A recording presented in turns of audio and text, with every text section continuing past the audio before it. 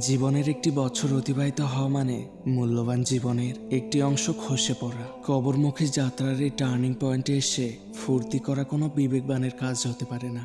জীবনের প্রতিটি স্টপেজে দাঁড়িয়ে একজন বুদ্ধিমান লোক নিজের আয় ব্যয়ের হিসাব মেলায়। মুসনাদে আহমদের বর্ণনা মতে হযরত ওমর রাদিয়াল্লাহু আনহু বলেন, তোমরা হিসাব গ্রহণ করার পূর্বেই নিজের হিসাব নিজেই নিয়ে রাখো। সূরা হাশরে আল্লাহ তাআলা বলেন, তোমরা তাদের মতো হইও না যারা আল্লাহকে ভুলে গেছে, তাই আল্লাহ তাআলাও তাদেরকে আত্মভোলা করে দিয়েছেন।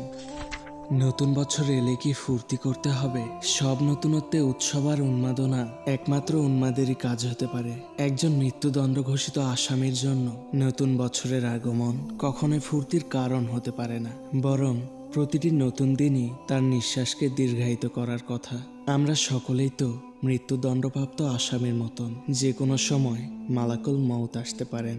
নববর্ষের ফুর্তির নামে পশুদেরও হার মানানো নির্লজ্জতায় ডুবে যায় সমাজ। কথায় আছে, লজ্জা উঠে গেলে কোনো কিছু করতেই বাধা থাকে না। অর্থনৈতিক চরম দুরবস্থা ও দারিদ্র্যের কষাঘাতে আহত সাধারণ জনগণকে যারা রক্ষা করার নসিহত ফরমাইতে থাকেন, সেসব এক শ্রেণীর ভদ্রতার মুখোশধারী রাজনৈতিক, সুশীল ও পদস্থ কর্মকর্তা এবং গরিবের রক্তচোষা বণিকেরা আজ মেতে উঠবে 31st নাইটের নগ্ন খেলার উন্মাদনায়।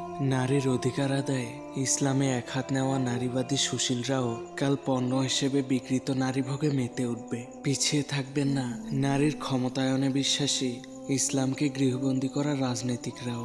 বাংলা সংস্কৃতির ঠিকাদারেরাই কাল পশ্চিমাই সংস্কৃতি নিয়ে মেয়েলি ভাবালুতায় ডুবে যাবেন। আর মিডিয়া, সে তো নরপিচাস ও অসভ্যদেরই আয়না, সেই তো এসবের মূল পৃষ্ঠপোষক।